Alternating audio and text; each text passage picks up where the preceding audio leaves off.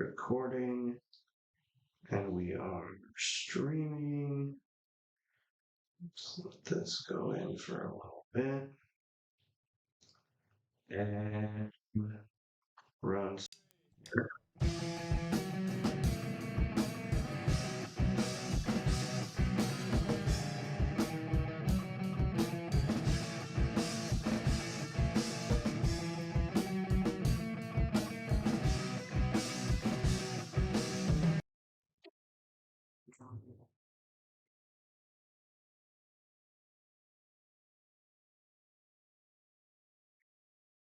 This is the Ricksican show live in Rick's studio. We have stuff to talk about today. We have Gary Pierce with us, Golden Glove, pasture, and did some car racing. Hopefully that intro comes through. Back in 2002, we recorded that in the garage. And that's me on the drums. Good job. So I figure I have the rights to this music, so I can use it since I'm on the drums.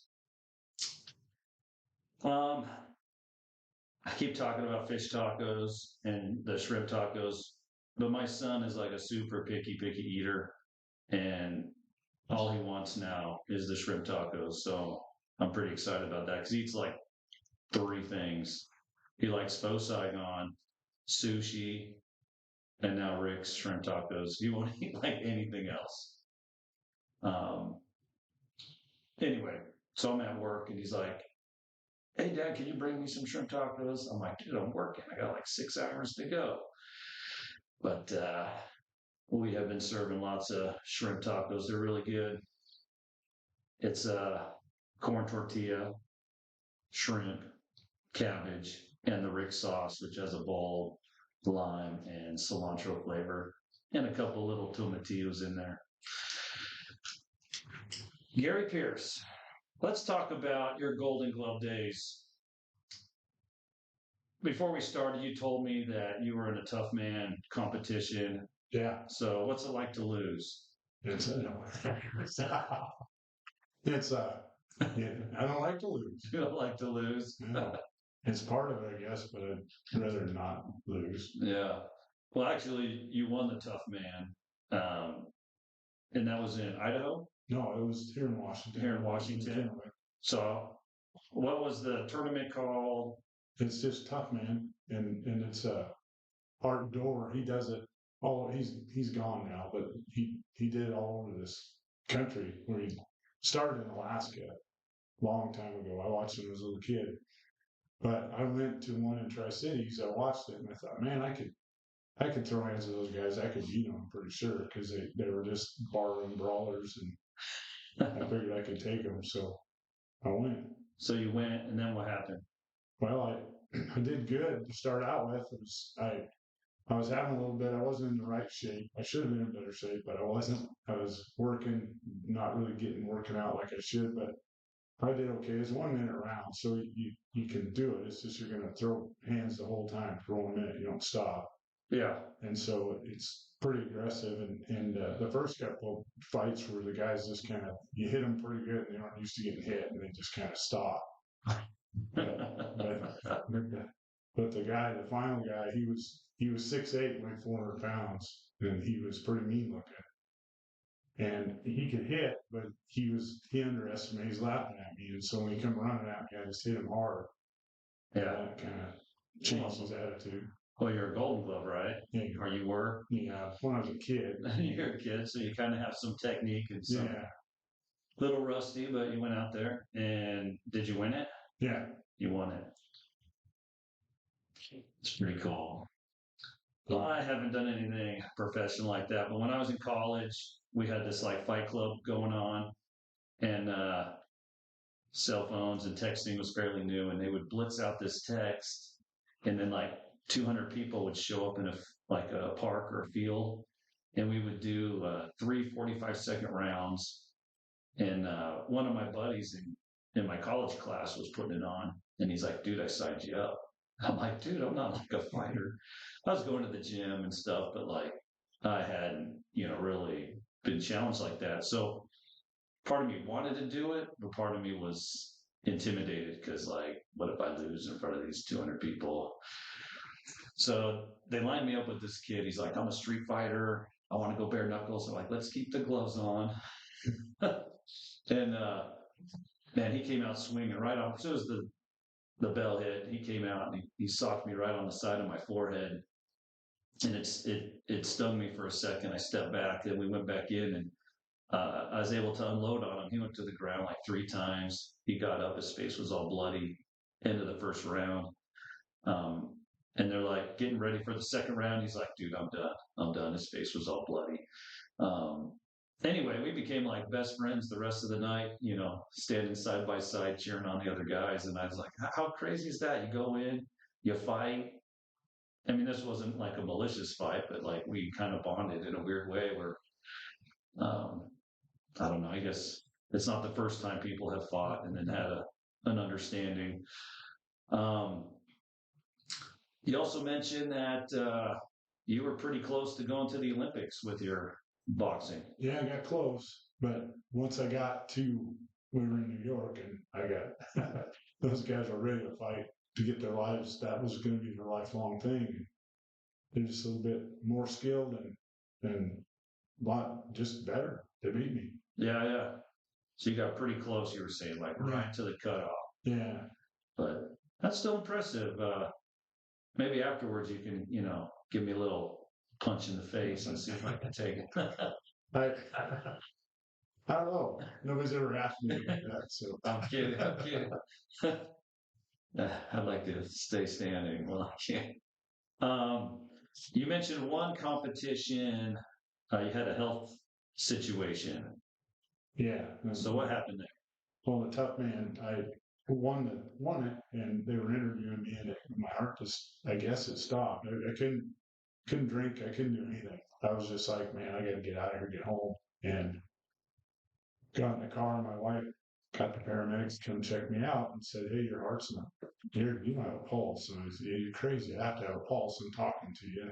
Yeah. And they jumped in the car and they hooked me up. They shocked me and did all the stuff, getting me. I was awake and just dumbfounded, couldn't figure it out, like what Yeah, was yeah. going on. And You were working without blood. yeah, Blood. they got me to the ER, and the next day I was fine. I was seriously dehydrated. I mean, just really bad. Oh, yeah, yeah. Because I had a lung infection, and I shouldn't have been fighting. But I told everybody I was going to do it. I'm pretty prideful, so I said I'm going to do it. So I did it. Prideful, huh? Yeah, Has your pride ever gotten you in trouble? yeah, more than once. Once. Oh man, heart stops. You win. Um, yeah, there have been a few times where I guess pushed myself to exhaustion. We were again lots of army stories, right? I was in the military, and we were doing this 12-mile ruck qualification, and if you can get down to you got to do it in 3 hours. But if you can get down to like 2 hours, you're pretty studly. You got your 40 pounds, you got your rifle, you're doing all this stuff, and they're like, go run this 12-miler and with all this gear on. Anyway, so I was trying to be conservative with my water I was carrying, and then I wasn't taking any lickies and chewies with me. So at the end, I'm just coming up on 2 hours, and I start feeling lightheaded, and uh, and it's me and this captain, uh, uh, Captain Wood, and he's right next to me, and he's like, "Dude, you look pale." I'm like, "Dude, I'm about to pass out." I'm like right there. So, but anyway, I finished it, but I was like, "Man, you really have to take care of yourself." And I'm used to pushing hard. I just wasn't prepared for yeah the energy, like you're saying. You're dehydrated, you were sick, and so you push yourself hard. And if you haven't been in a fight, an aggressive fight, it's exhausting. You're giving everything you got for the minute, whatever. And when you train for stuff like that, it's brutal. You're pushing yourself through that grind. Um, but anyway, I don't think my heart stopped, but I remember feeling like something's wrong. I'm not gonna make it, but I made it. And boy, it took a good 20, 30 minutes for me to like get some energy back. Besides the physical exhaustion from that course. Um, so Gary, you're also like a pastor, chaplain kind of person, and we talked about your work in the prison, in jail prison. What exactly do you do there? Well, Grant County and County Ridge, the County Ridge, I'd go in and do a regular church service there. So, but in Grant County, I just go in and talk to guys and try to help them figure out what their next steps are and where they're at, and just kind of, and because I am a chaplain or I have a man of faith, I pray with them to do those things, but more just kind of checking them out, trying to help them make sure that they know they're not junk, they're not throwaway. There's a there's a purpose for them. They just got to get their head out of their butt and get moving the right way. I like that. They're not junk. They're not throwaway. They're still people. Um, I'll share, I guess, a perspective, and then you can spin it to how you see it. And we kind of discussed this previously. So in the military, guys would go into basic training, and for some of them, they have never been squeezed in that fashion. And on Sunday, a large portion of them are run into these churches or uh, church services on Sunday, either to get away or, you know, they're feeling the pressure and they just need, they're feeling a little bit lost. For some of them, it's the first time mommy and daddy aren't there to help you. You are on your own. And you got this group that keeps screwing up. You're like, I'm on my own and there's no salvation right now. The drill sergeants come in and they're just, playing games with you and there's no win. You can't win. Um, and then you get to your duty station, things are a little more relaxed, right? They quit going to church. Life is more comfortable and routine at this point. And then for some of them, right, we go to war and we see things we wish we never saw.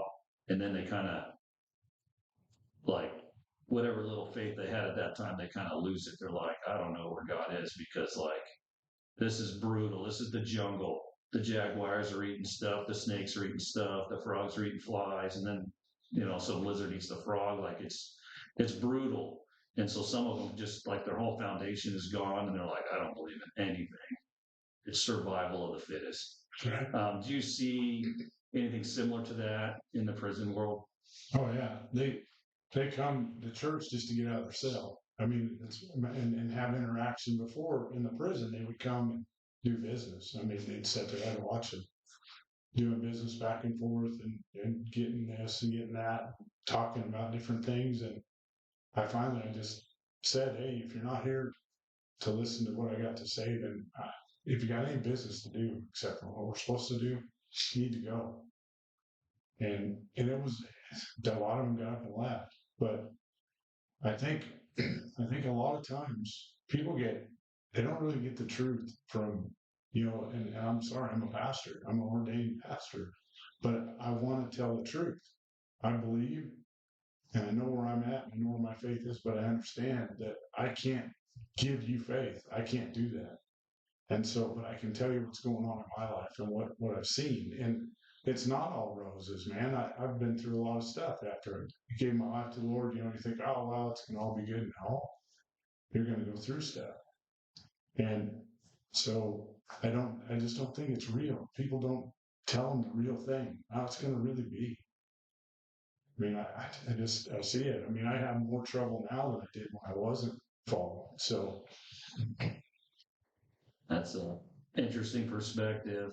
Um, but I have peace. That's the difference. I have peace Yeah. and I know what's going on. I know well, yeah, I like your phrase that they're not throwaways. Like, I in the workplace, right? Um, I've been on the bottom. Right now, I own a couple businesses and I hire people, and some of them have questionable backgrounds. Some of them did terrible things, or you know, some of them you can probably call a dumbass. You know, when you were a kid, you did some stuff that wasn't cool, Right. and um, right, they've been clean 30 years. They've changed their life, and as a business owner, sometimes I'm judged by, oh, you hired this guy, you did this, and I'm like, well, you know, it's a restaurant bar, you know, a lot of people aren't squeaky clean, you know, um, and they would go probably across all industries, if if they went to college and did all the things they were supposed to do, they'd be working at Microsoft. You know what I mean? Like if if they were able to, not get caught, whatever, yeah, like did everything I was supposed to do, they'd be working probably at a larger company, or they could be self-employed. I'm totally cool with trade schools and things like that because, like, as a contractor, I don't care what your college is. Can you swing that hammer? Do you have the skill set? Is what I care about, first and foremost. Um, but I've hired all sorts of people, um, and I've seen all sorts of different things in that process. And so, no, you're not throwaway. There's opportunities. I get some of that baggage of the choices you made may follow you for the Yeah, rest of your life. Um, and it's just the way our society is. How do you get away from that? yeah. Well, when I first came to the Lord, I'm this guy. I'm a football coach. I coached little kid football for 13 years. I was like the president of the league. I've been nominated for man of the year a couple of times and all these things. Good guy on the outside, but on the inside, I I was stealing hay, man. I was hauling hay and I was stealing it. I'd go, you get 48 bales on a load. I'd always write down I got 45, and then every so many loads I had one, I just got the whole load. Yeah. And I did that. And when I did make a decision to get my life right, I went to the guy and said, "This is what I've done to you. You could put me in jail or you let me pay you back." And he did. He let me pay it back, but I never got to haul hay for him again. Yeah. And so that's the consequence for doing. I did the right thing, but I understand that consequence, and that's what I'm trying to show him is that you're going to still have to walk out consequences, but the peace you'll have is you're not doing the wrong thing; you're doing the right thing. Yeah. Yeah. It's tough to come clean on that because, I mean, a Yeah. whole truckload of hay. These are the big round ones, or No, the big. three before, the 3 by 4 by 8. Yeah. Yeah. About 30 ton at $120 a ton. So And I think we live in a life where everybody's trying to cut a corner. I yeah, mean, life's not necessarily easy. And I see it.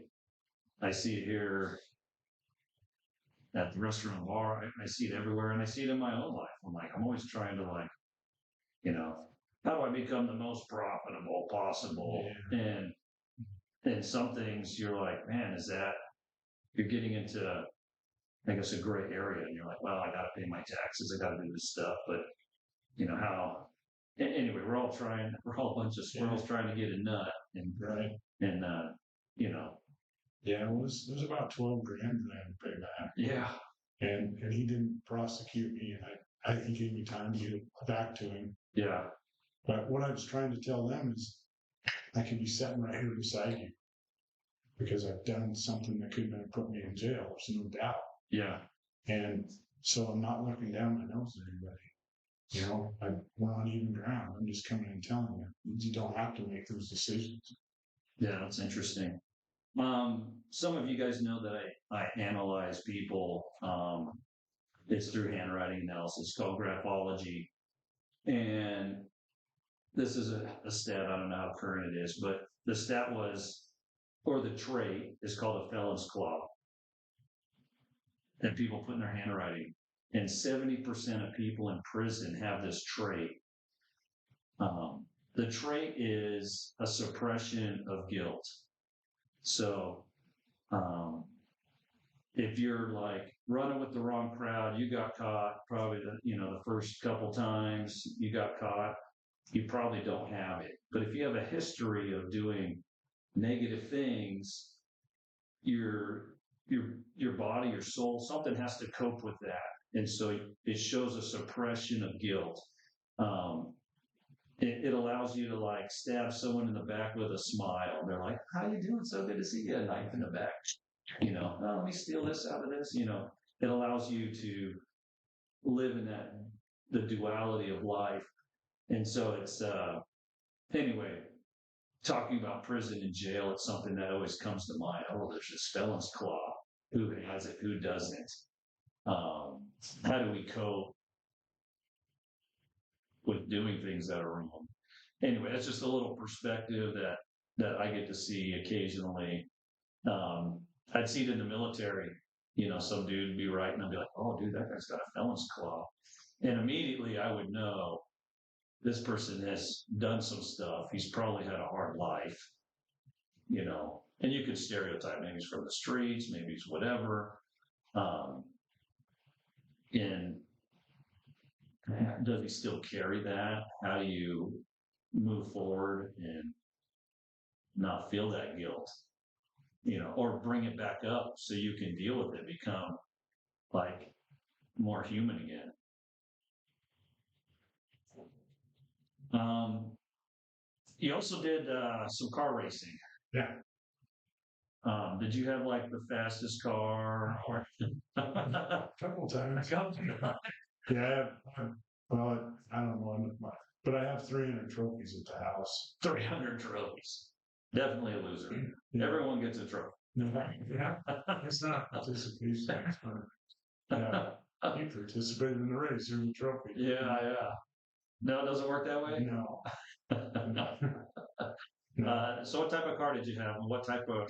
There's a whole bunch of different levels. Well, I started out with just barnyard demo racing, but just an old clunker that just knocked the windows out and went running, racing in the dirt. And then we got invited to the Be Freight Speedway first time, and so we took some cars and put some street tires on them and went and raced on the asphalt. And it just bit me, man. That just felt good to go out there and run as hard as you could, even though it was a junker car. And we started building. My dad built a 74 Nova and I built a 70. And we started out with those. And then I moved to I had the next car was a sportsman car and it had a fiberglass body and an aluminum body in it. And because it's all Chevy stuff, because Chevys are easier to, money is, horsepower to weight ratio, all that stuff it was just easier. So, because I pulled the car with my Ford, but I raced a Chevy. And but then I got into the sportsman and late models, and then I went on to the tour stuff and got to race a lot and do some. It was just fun. It was a lot. It was really good. I just can't really afford to do that anymore. It's a kind of expensive hobby. From demo derby to racing, huh? That's pretty wild. Yeah, the vehicles are quite expensive to upkeep. I guess anything you race in competitively, there's a cost. Yeah, my engines were 13 grand a piece, and then the transmissions were about 8. And that's just that part. And then you got the whole body and all the stuff, and I do my own painting and all my engine stuff pretty much myself. But the transmission, I just was using just a 4-speed that I didn't have to push the clutch in and shift. How often do you think you got the car prepped? You show up and the thing's like a total dud. No, Your vehicle, and you're like, I'm out. Didn't even make the track. Yeah, well, we go early and do the test and sit there and work on that thing like crazy, trying to get it right. And sometimes it's not right. Yeah, sometimes you just can't get it. You have a push or it's loose or whatever, and you just keep working, trying to work through it. But we don't do pit stops, so once you're out there, you got what you got, and so you just have to adapt to it the best you can. 3 years instead of 4. Yeah. Yeah, that would be a little bit. Yeah, I raced a race. It was a 100-lap race, and my header broke, and so it was right where my leg was, the exhaust was coming back Oh yeah. out. And so, man, it was just, I barbecued myself that day. It was 100 laps, just kept going like, like if we stayed in the pot. Yeah, yeah. Getting comfortable with this. Did it blister or anything? Oh Or you man, just I got a big hole in my leg from it. yeah, Yeah, like the skin. yeah, it burnt bad. It was, yeah, I kept racing, but my grandpa's a saddle maker and he made this leather thing to go around my leg. It still cooks you though. Yeah, Yeah. Put it in the oven at 300 degrees for 45 minutes. yeah. We fixed the exhaust, so it didn't do that anymore. But Ah, it was, yeah, that's crazy. You just kind of enduring it. You have a hole in your leg. Can I see it? Well, keep yeah. your clothes on. Try to keep this family friendly. Um, is there any message you'd like to share with us right now? What am I missing? No, I don't know if you're missing anything. I just know that, like with what we're doing and what I get to go into jails and work with people. We had a thing called Transformation House for guys that come out of prison, and we try to help them with some stuff and get them jobs, get whatever we could do, get them acclimated back into society because they get that they're in there very long because I had guys who were in there for over 20 years and I took them shopping the first time and they're just freaking out. I mean, Oh yeah, and so try to help them and show them that, just like I said, I always want people to know they're worth something, yeah, and they're not junk. And if they really want to try and get better, but that prison mentality, it doesn't go away. And you get a bunch of guys together and they have to leverage it on each other and try to, and so you got to help them try to get rid of that stuff. And it's not easy. And well, I'm not doing the house anymore because it just this didn't work. yeah. Is that because the clients just weren't Well, working right? The guys coming out of prison weren't using it right, or well, management, or just I think that when you bring somebody out of prison, you got to realize that it's going to be a job because they're where they're at, and you can only go so long. But you do have to be patient with them in some aspects. And I don't want to. We got a whole bunch of different churches involved, and they would see things and go, "Oh man, we can't." They're smoking or they're doing this or they're doing that, and I wasn't worried about them smoking. I was worried about getting to the place where they understood that they're worth something yeah, and to enter back into society because that's what we want to see. That's the whole problem is that they can't enter in, so they go back to what they were doing and they get back. I mean, because it's just like a revolving door. They go in jail, yeah, yeah, they get out, they go back. They get out, and they go back. yeah. So again, from the veteran side, I remember right. So I had a company. I was doing foreclosures at the time. The 08, 09, 10 big foreclosure boom. Like I think one year I locked up like 5,000 houses. Like I was like in the middle of the stuff. Anyway, I joined the military after that. I was a bit older, and they coddle you, right? You get a housing allowance, you get your basic pay, right? They're going to work you like a dog, or you're waiting, but like you get dependent on that. Like you live in military housing, there's like no utilities, you know what I mean? And so when you leave that environment, I was getting medically discharged. I got had some injuries and I got hurt in Iraq, but so they're medically moving me out, and I'm like, okay, I got to work again, and the unknown was like super. I mean, like having panic attacks. I was like, oh my gosh, what am I going to do? Can I get a job?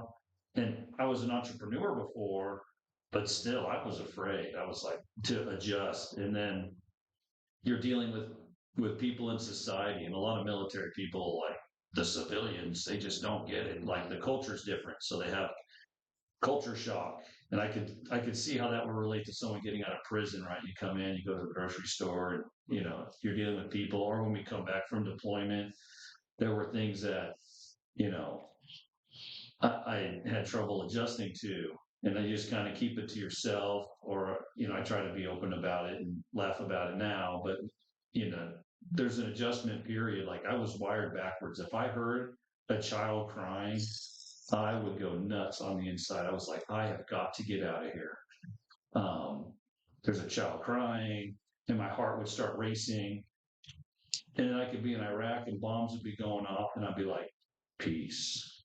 Like I was wired backwards. And so that adjustment period isn't always easy when you're wired backwards. And, we're taught to be callous. I don't know how callous they are in prison in that culture, but you're callous because you're dealing with, I guess, life and death situations. You're callous there. I don't know. You got to worry about getting shanked or, I mean, Yeah. they have their groups, their leadership. There's this whole organization there. Um, I have toured a prison when I was a youth. I went through a prison during that scared straight. All the guys in the prison are like scared straight. All those little kids walking through this LA County. Um, and it was interesting to see how they were and what they were doing, and they're bored, so um, they're like shocked. They're trying to shock us, right? Yeah. Say extreme things to get our attention because they have nothing else to do. A bunch of adults in cages doing what they want.